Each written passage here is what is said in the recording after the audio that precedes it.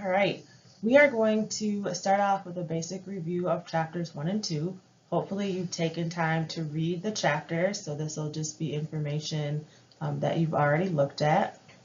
So we're focusing on the rhetorical situation and the writing process. The rhetorical situation is something that you're going to need to know for the duration of this class because each writing assignment that I assign will have a specific rhetorical situation. The first part of the situation is something called a genre. I'm sure you've probably heard that word before. And basically a genre is any type of writing. So if you think of like a mystery or a fantasy, fiction, nonfiction, those are all examples of types of genre, types of writing. So maybe take a minute and pause the recording right now and think about other genres that either you've written, you've seen, you've heard about.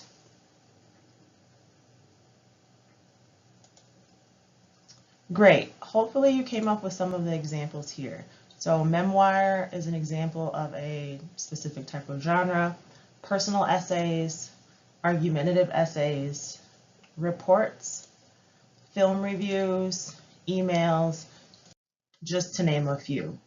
So each genre will follow a specific pattern. Within these patterns, there is room for experimentation, risk-taking, and surprise. So even though you'll be given an assignment, you'll have some freedom as far as organizing that. You must also think about the best genre for your purpose. Ask yourself, what is it that I'm trying to achieve, or what point am I trying to get across to my audience? Purpose is the second part of the rhetorical situation.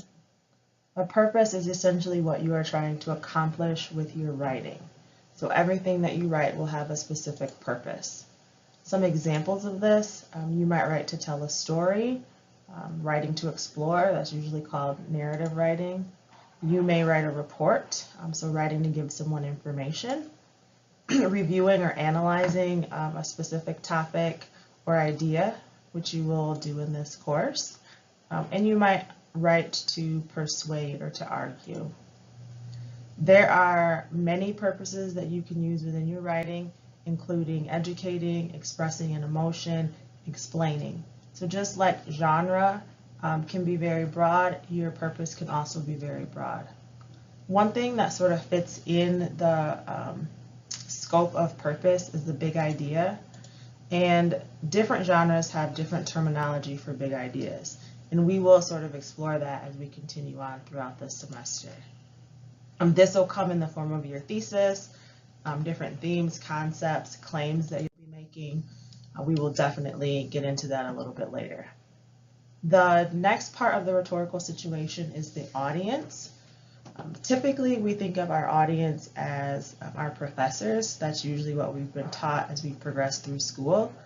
But for the entirety of this course, I want you to think of a broader readership. So not only will your instructor be reading your essay, but I will also give you sort of a real-life audience for you to write towards.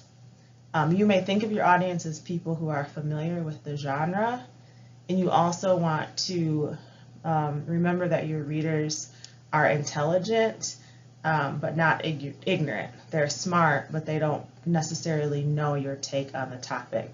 So you'll be presenting them with something new. Another aspect of the rhetorical situation is voice. So not actually talking, but using or portraying your voice in your writing. When you speak, you reveal your personality by the words you choose, your tone, your volume, inflections, body language. But when you write, you can't necessarily use those things. So you have to get those things across using your word choice, your sentence structure, and your tone. We will work on this semester fitting our voice to the assignment's purpose and the conventions of the genre. So this will become something that's really important as we progress throughout the semester. Lastly, you have to consider how you want to deliver your message. So besides just writing things on a piece of paper, we also have music, so lyrics, images, just a regular essay, putting your writing on a screen. And then you will need to pay attention to things like layout and color. And this will become especially important in the first assignment that we are going to be doing this semester. So just to review, your rhetorical situation consists of genre, purpose, audience, and voice. Now let's move on to the writing process. And again, this will be review for most of you.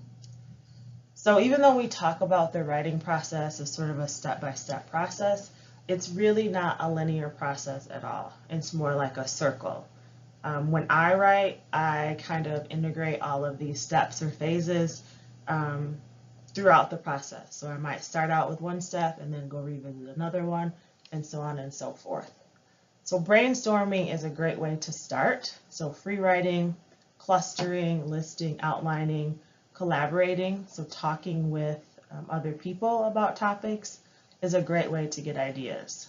One way that I typically get ideas for writing is through social media. You can find a lot of interesting thoughts and ideas that might lead you to want to explore further on social media.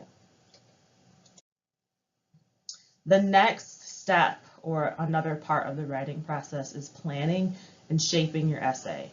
That includes doing research, taking notes, field research, reading, developing a working thesis, organizing your material, and then creating a first draft.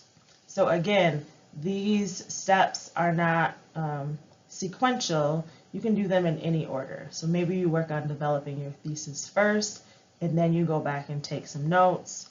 You come and do an outline. Maybe you go back and you do some more research, and then you start working on a draft. So again, it's a very fluid process. The last steps of this is sort of revising your writing, so refocusing, thinking about your purpose. Did you get across what you were trying to get across over the course of your writing? Maybe doing some reordering, so looking at your organizational skills, putting them, taking paragraphs out, putting them in different places so that your writing flows and makes sense.